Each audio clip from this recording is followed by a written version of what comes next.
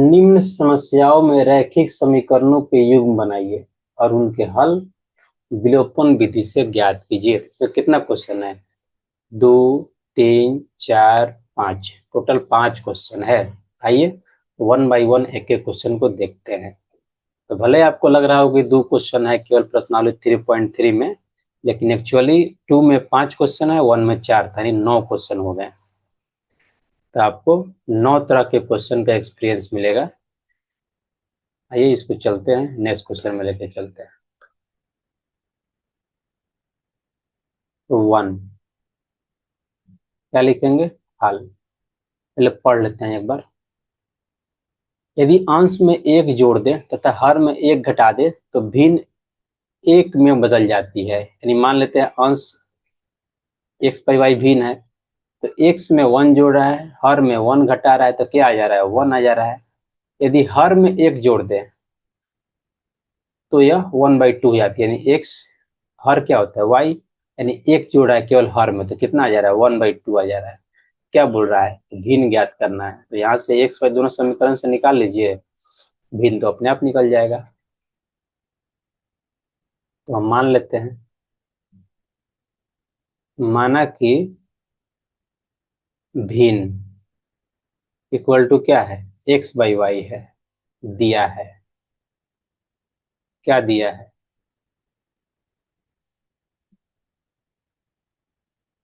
भिन्न के अंश में एक जोड़ने तथा हर में एक घटाने से बना भिन्न। यही तो कर रहा है। क्या बोल रहा है? क्या बन जाएगा ये? भिन्न नहीं है ये।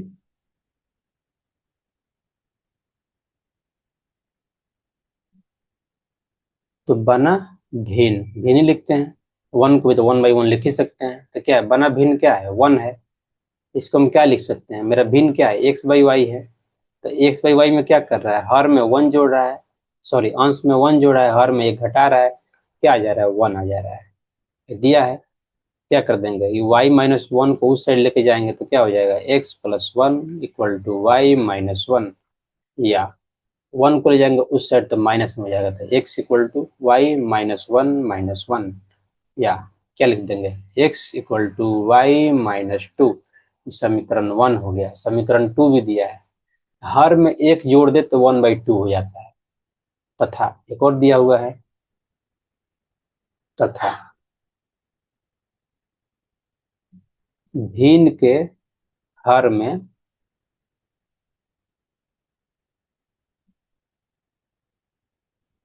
एक जोड़ने पर बना भिन्न। क्या बन जा रहा है? 1/2। नहीं बोल रहा है ना? 1/2, राइट। तो मेरा भिन्न क्या है? एक्स बाई वाई है। तो हर में क्या जोड़ रहा है? 1 जोड़ रहा है, यानी x/y+1। तो क्या हो जा रहा है? 1/2। अब आइए इधर 2 को जो है ये डिवाइड में है, उस साइड लेके जाएंगे तो क्या हो जाएगा? मल्टीप्लाई में हो जाएगा, यानी x × 2 हो जाएगा। आई जो y+1 है इधर डिवाइड में उधर लेके जाएंगे तो क्या हो जाएगा? मल्टीप्लाई में हो जाएगा। तो y इक्वल टू 1 × y+1 ये हो जाएगा। अभी क्या हो जाएगा? ये हो जाएगा 2x इक्वल टू y+1।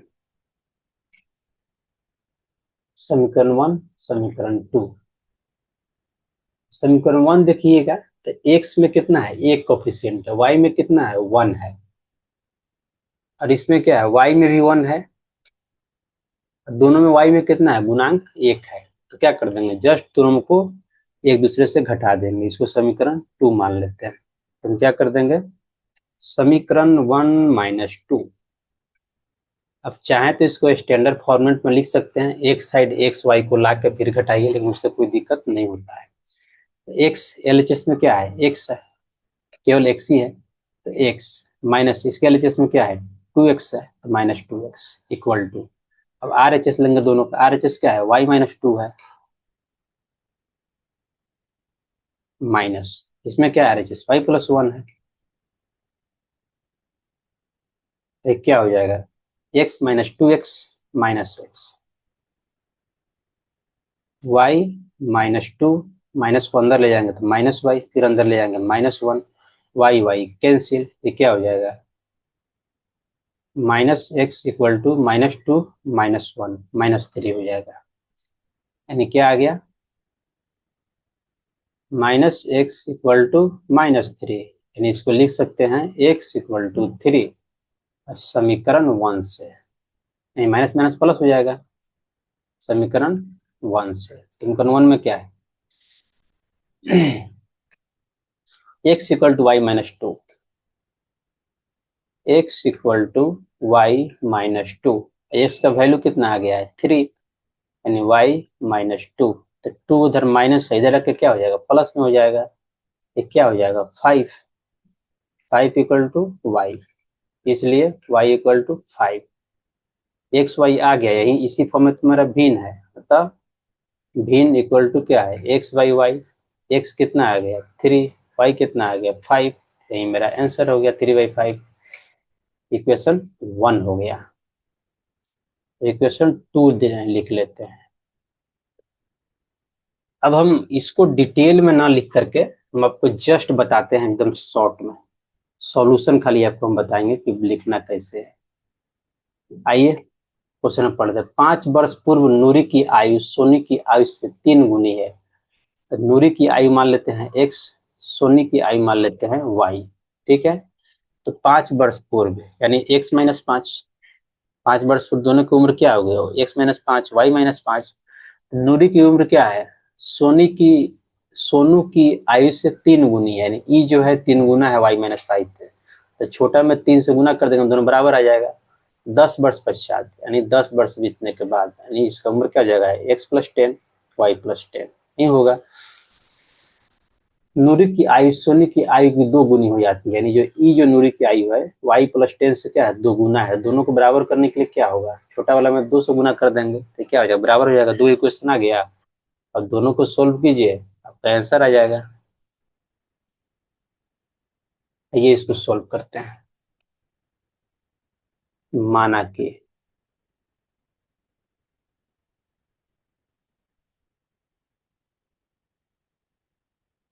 नूरी की, दोनों की क्या है, पूर्व बोल रहा है पश्चात बोल रहा है, तो वर्तमान आयु हमको मानना होगा। माना कि नूरी की वर्तमान आयु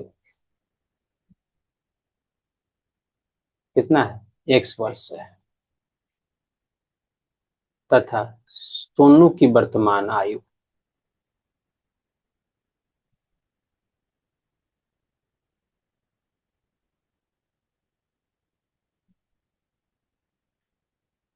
कितना है y वर्ष है। दिया है, जो दिया है उसको तो लिखना ही पड़ेगा, ऑब्वियस है। क्या लिख रहा है, 5 वर्ष पूर्व नूरी की आयु सोनू की आयु की 3 गुनी थी। 5 वर्ष पूर्व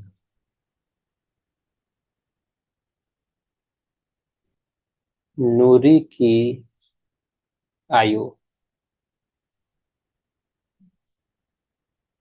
सोचा मैं शॉर्ट में लिख दूं, जैसे सोचा कि 10th क्लास के लिए थोड़ा सा फास्ट हो जाएगा। सोनू की आयु की 3 गुनी है।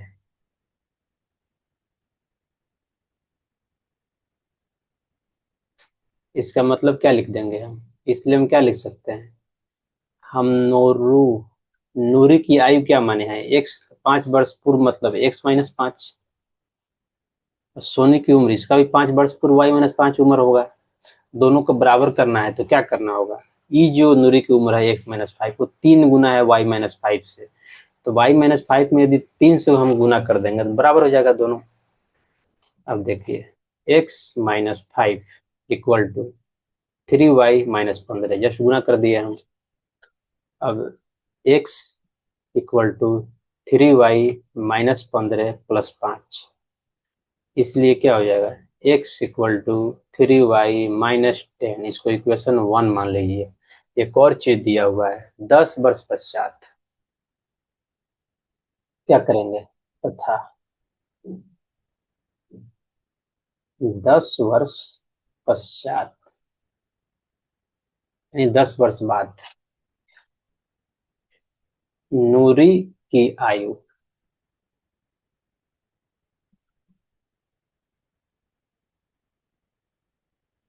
सोनू की आयु से 2 गुना हो जाएगी।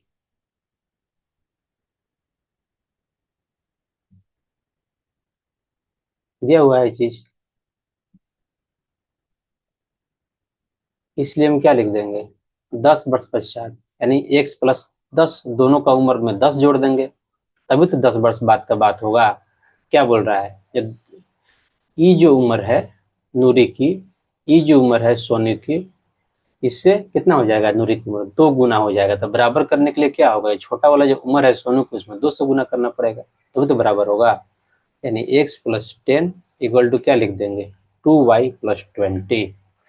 यहाँ से क्या लिख सकते हैं हम, x इक्वल टू 2y + 20, 10 इधर प्लस में इधर माइनस में हो जाएगा, इसलिए हम क्या लिख देंगे, x इक्वल टू 2y + 10। ये हो गया समीकरण 2।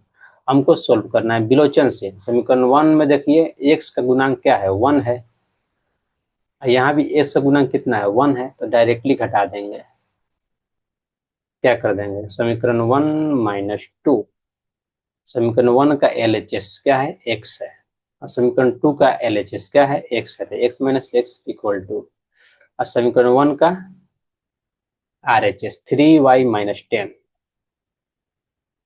3y - 10 माइनस समीकरण 2 का RHS क्या है, 2y + 10। क्या हो जाएगा, ये x - x कैंसिल हो जाएगा, यानी 0 इक्वल टू 3y - 10, माइनस से गुना करेंगे तो -2y - 10 नहीं हो जाएगा।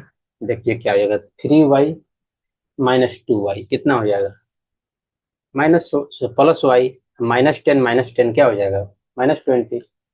तो इसको हम लिख सकते हैं 0 इक्वल टू +y - 20, या 20 इधर आएगा तो प्लस में हो जाएगा, उधर y खाली बच जाएगा, इसलिए y इक्वल टू क्या आ गया, 20।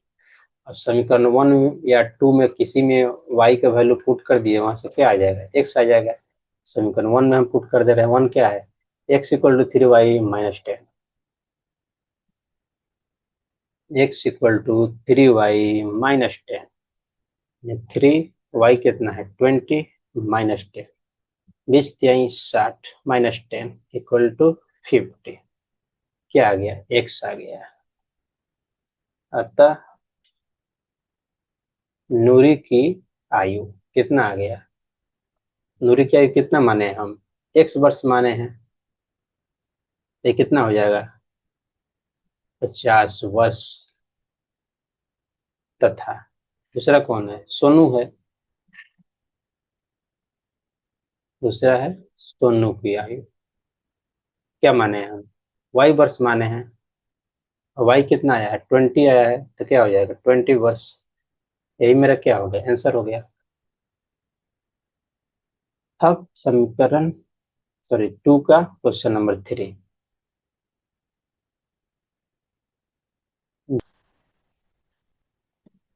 देखिए क्या करेंगे, 3 लिखेंगे हल।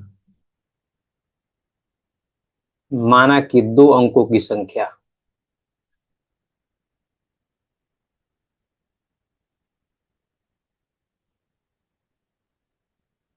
दो अंकों की संख्या क्या है, एक्स वाई है, और एक्स वाई को हम ऐसे भी लिख सकते हैं 10x + y।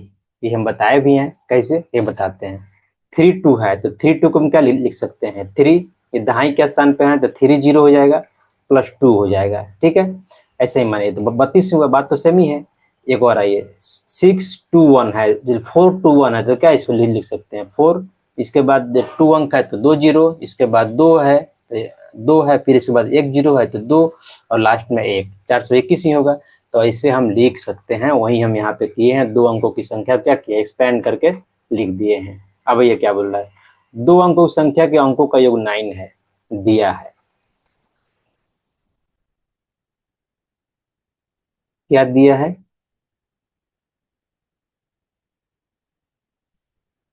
दो अंकों की संख्या के अंकों का योग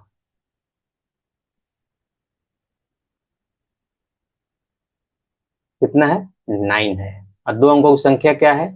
यही है 10x+y, यही तो माने हैं हम।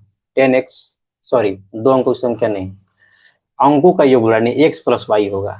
x+y यही तो अंक है। x+y=9, समीकरण 1 हो जाएगा। क्यों?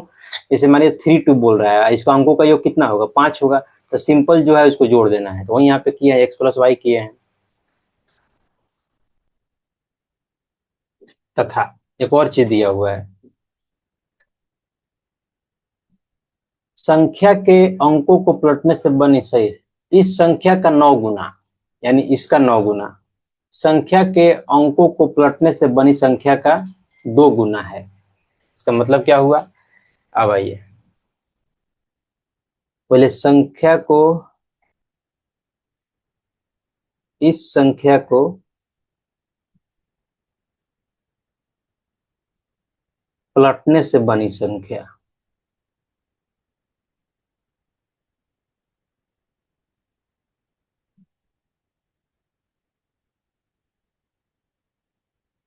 तो क्या हो जाएगा? एक्स वाई है, इसको पलट देंगे तो क्या हो जाएगा? वाई एक्स हो जाएगा। इसको हम क्या लिख सकते हैं? 10y+x। तो क्या बोल रहा है? तो बोल रहा है इस संख्या का 9 गुना, यानी 9 इंटू इस संख्या, कौन? 10x+y, यानी जो पहली संख्या है 10x+y क्या है?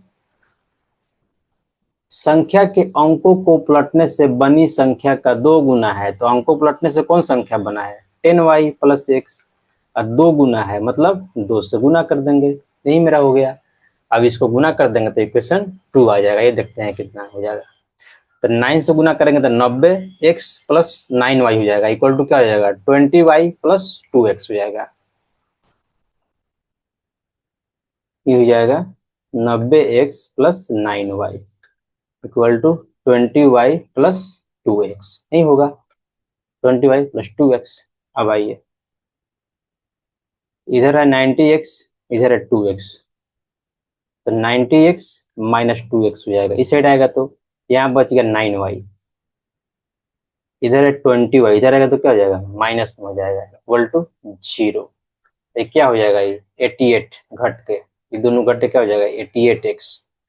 ये देखिए 9 20, 20 माइनस में घट जाएगा तो क्या हो जाएगा? -11y इक्वल टू क्या हो जाएगा? 0। अब यहाँ से x का वैल्यू निकाल लेते हैं, ये क्या हो जाएगा? 88x इक्वल टू 11y, या x इक्वल टू क्या हो जाएगा? 11/88, y 11 से कट जाएगा, 11 8 88, यानी 1/8y क्या आ गया? x आ गया। समीकरण 1 क्या है? इसको माने है समीकरण 1, समीकरण 1 में पुट कर देंगे y का वैल्यू, सॉरी x का वैल्यू।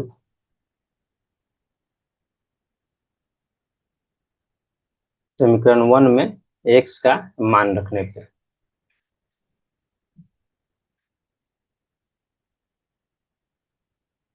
क्या हो जाएगा? x+y है तो x के जगह पे क्या हो जाएगा? 1/8y x+y क्या है? इक्वल टू 9 है।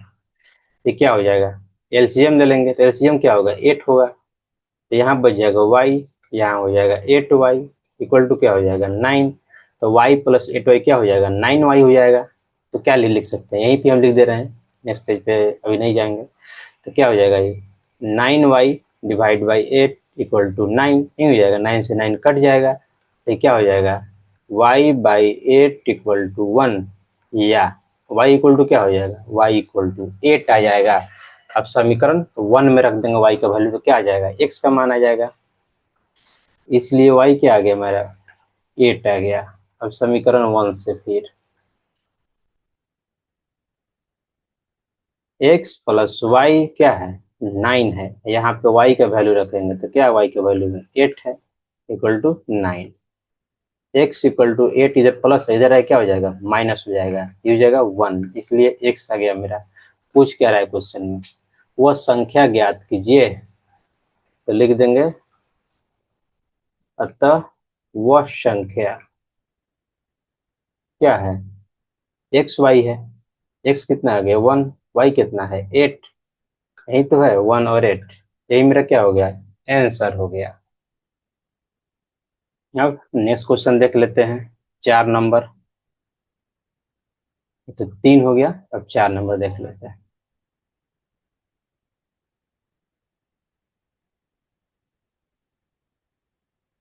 पहले क्वेश्चन को पढ़ते हैं। मीना 2,000 रुपया निकालने के लिए एक बैंक गई। ओके। उसने खजांची से 50 रुपया तथा 100 रुपये के नोट देने के लिए कहा। मीना ने कुल 25 नोट प्राप्त किए, तो ज्ञात कीजिए कि उन्हें 50 और 100 के कितने कितने नोट मिले। तो यहाँ पे क्या नहीं मालूम है हमको, संख्या नहीं मालूम, तो क्या मानेंगे, संख्या मानेंगे। तो मान लेते हैं 50 के नोट की संख्या क्या है एक्स, 100 की क्या है वाई। तो क्या लिख देंगे हम, तो 50 का नोट कितना मिला, एक्स मिला, एक संख्या मिला। और 100 का नोट का कितना मिला, वाई संख्या है। दोनों जोड़ के ही तो होगा 2,000 ना, जो 2,000 रुपये निकाली है, ठीक है। और कुल 25 नोट निकाली है, नोटों की संख्या एक्स प्लस वाई। एक्स क्या, नोटों की संख्या ही है। कितना हो गया, 25 हो गया। दो दो इक्वेशन हो गया, 1 2, दोनों सॉल्व किया, आंसर आ जाएगा। आइए इसको सोल्व करते हैं। जैसे हम रिकैप देते हैं, थोड़ा कंसेप्ट देते हैं, बिल्डिंग देते हैं कि आप खुद से भी बनाए यहाँ पे, कि आपको दिक्कत ना हो, इसलिए मैं पहले थोड़ा बता देता हूँ चीजों को। आइए तो मान लेते हैं, माना कि 50 रुपये के नोटों की संख्या कितना है, एक्स है, तथा 100 रुपया, दो ही तरह का नोट है,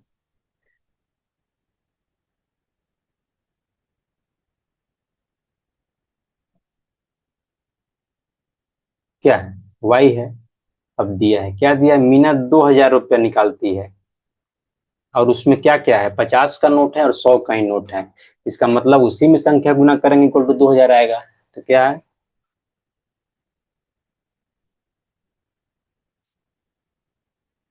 मीना द्वारा निकाला गया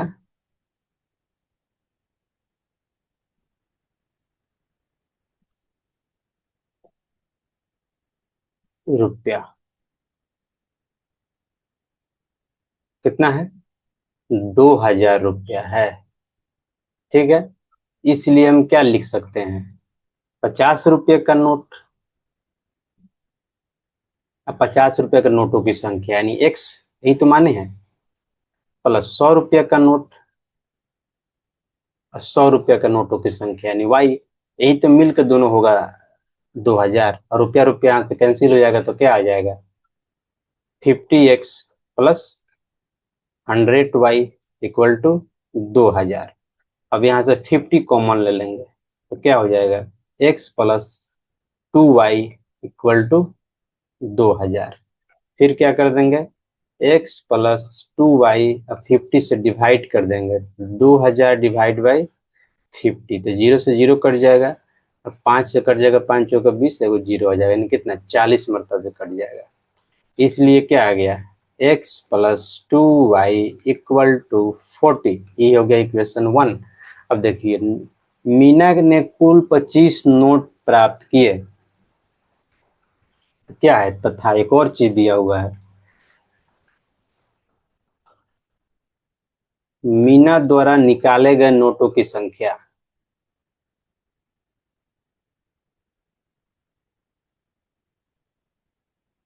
कितनी है, 25 है, तो दिया ही हुआ है। दोनों मिला के ही है, 100 का नोट और 50 का नोट मिला के, तो 50 नोट की संख्या कितना माने हैं एक्स, 100 का कितना माने हैं वाई, तो दोनों को जोड़ के ही 25 होगा ना, ये समीकरण 2 हो गया। अब हम कर देंगे समीकरण 1 - 2। समीकरण 1 का LHS देखिए, x + 2y माइनस, अब समीकरण 2 का LHS x + y equal to समीकरण 1 का RHS 40, 2 का RHS 25, तो -25, क्या हो जाएगा, यहाँ ध्यान दीजिएगा तो एक्स प्लस 2y माइनस अंदर लेके जाएंगे तो माइनस एक्स माइनस वाई, ये घट के कितना आ जाएगा, 25 हो जाएगा। एक्स, सॉरी, एक्स और एक्स क्या हो जाएगा, कैंसिल हो जाएगा, प्लस माइनस में है। 2y माइनस वाई क्या हो जाएगा, केवल y बचेगा, इक्वल टू क्या हो गया, 25 हो गया। इसलिए y कितना आ गया, 25 आ गया। अब समीकरण टू में ही रख दे रहे हैं, क्या दिख रहा है, वन टू में रखे से कोई फर्क नहीं पड़ने वाला है, बात सेम ही आएगा। समीकरण टू से x प्लस y कितना है, 25 है, तो 25 रख देंगे, इक्वल टू कितना है, 25 है। Are you kidding.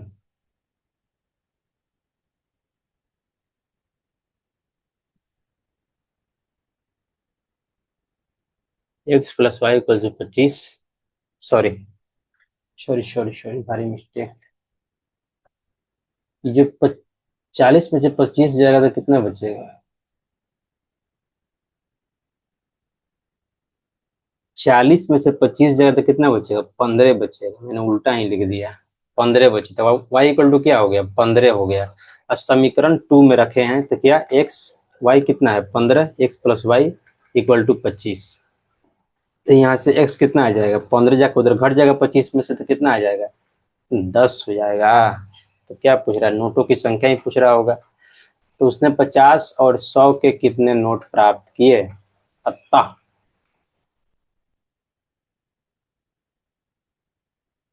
50 रुपये के नोटों की संख्या, नहीं तो पूछ रहा है कितना है, एक्स है, और एक्स कितना आया मेरा, 10।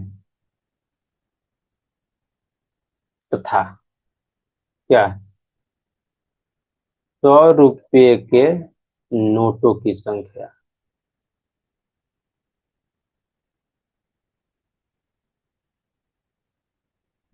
क्या है, वाई है, और वाई कितना आया, 15। यही क्या हो गया, मेरा आंसर हो गया। अब इसका लास्ट क्वेश्चन देख लेते हैं, क्वेश्चन नंबर 5।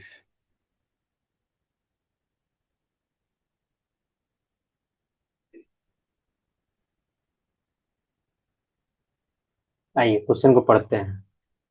किराए पर पुस्तक रखने वाली किसी पुस्तकालय का प्रथम 3 दिनों का एक नियत किराया है। ठीक है, एक पुस्तकालय है जिसका 3 दिन का क्या है, किराया फिक्स है, ऑब्वियस है। तथा उसके बाद प्रत्येक अतिरिक्त दिन का किराया अलग है। ठीक है, प्रत्येक अतिरिक्त दिन का अलग किराया है। सरिता ने 7 दिनों तक एक पुस्तक रखने के लिए 27 रुपये अदा किए, जबकि सुषमा ने पुस्तक 5 दिनों तक रखने के लिए 21 रुपये अदा की। तो नियत किराया तथा प्रत्येक अतिरिक्त दिन का किराया ज्ञात कीजिए।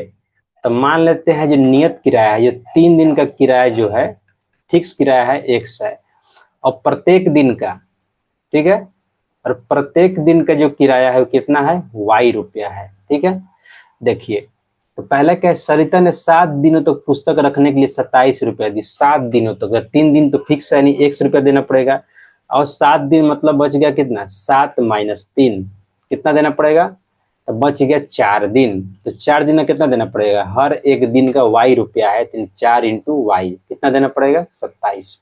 सुष्मिता कितना दिए, सुषमा कितना दिए, सॉरी, सुषमा 5 दिन रखने के लिए कितना, 21 रुपया अदा करती है। 5 दिन मतलब 3 दिन के लिए तो फिक्स है, बच गया 2 दिन, यानी 2y कितना देना पड़ा, 21। दो इक्वेशन बन गया, सोल्व कीजिए, आपका आंसर आ जाएगा। आइए इसको सोल्व करते हैं। हल, माना कि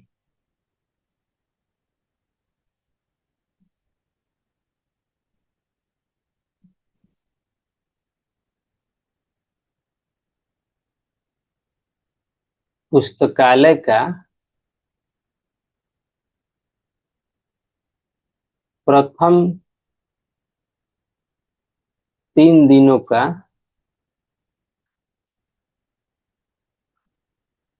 नियत किराया कितना है, 100 रुपया है, तथा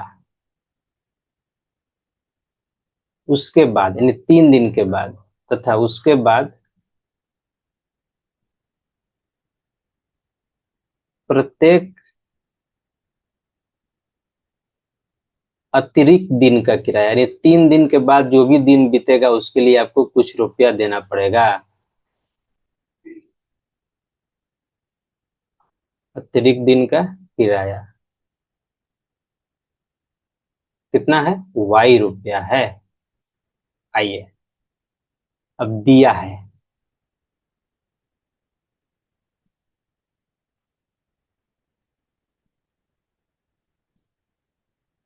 क्या है? सरिता ने 7 दिनों तक एक पुस्तक रखने के लिए 27 रुपया अदा की। 7 दिनों तक यानी 3 दिन के लिए कितना? 100 रुपया। बच गया कितना? 4 दिन। तो 4 दिन का एक दिन कितना? एक दिन कितना लग रहा है? वाई रुपया लग रहा है। तो 4 इंटू क्या हो गया? वाई रुपया हो गया। टोटल कितना देना पड़ा? 27 रुपया। यहाँ से रुपया रुपया हट जाएगा तो क्या हो जाएगा? x+4y = 27। इक्वेशन 1 हो गया। तथा एक और चीज दिया हुआ है, सुषमा ने एक पुस्तक 5 दिनों तक रखने के लिए 21 रुपया दी। सुषमा ने 5 दिन तक रखी। 3 दिन के लिए कितना? 100 रुपया। बच गया 2 दिन। तो 2 दिन का कितना? 2 × वाई रुपया, यानी 2y = कितना देना पड़ा? 21 रुपया। ये क्या होगा? इक्वेशन 2 हो गया। अब इक्वेशन 1 में से 2 क्या करेंगे? घटा देंगे, क्योंकि x बराबर है तो x कट जाएगा, y में आ जाएगा। ये क्या है? विलोचन विधि है। तो 1 का LHS देखिए, x+4y, यह x+2y। घटा देंगे, x+4y माइनस x+2y। अब RHS घटा देंगे, RHS कितना? 27 माइनस 21, दोनों का 27 माइनस 21, ये हो जाएगा x+4y। माइनस को अंदर ले जाएंगे तो -x-2y। ये कितना आ जाएगा? 27 में से कट जाएगा, 6 आ जाएगा। x क्या हो जाएगा? कैंसिल हो जाएगा। 4y माइनस 2y कितना हो जाएगा? 2y = 6, या इसको लिख सकते हैं y = 6/2। कट जाएगा 3 मरतबे, =3, इसलिए y आ गया 3। अब समीकरण 1 में क्या रख देंगे?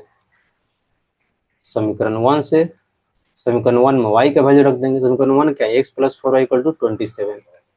इसको पहले एक बार लिख देते हैं, x+4y = 27। अब इसमें y के वैल्यू रख रहे हैं, x+4 × y है 3, तो रख दिए, =27। ये क्या आ जाएगा? x+4×3=12 = 27। इधर हो जाएगा x, 12 जाकर उधर घट जाएगा। ये कितना आ जाएगा? 5 1, इसलिए x क्या आ गया? 5। y कितना आ गया? 3। ये पूछ क्या रहा है? नियत किराया तथा प्रत्येक अतिरिक्त दिन का किराया ज्ञात कीजिए। क्या लिख देंगे? x क्या है? नियत किराया है। अतः नियत किराया कितना है? 100 रुपया। कितना आ गया? 15 रुपया। इसके बाद क्या है? प्रत्येक अतिरिक्त दिन का किराया। यह तो अटेगा नहीं, तो कोशिश करते हैं।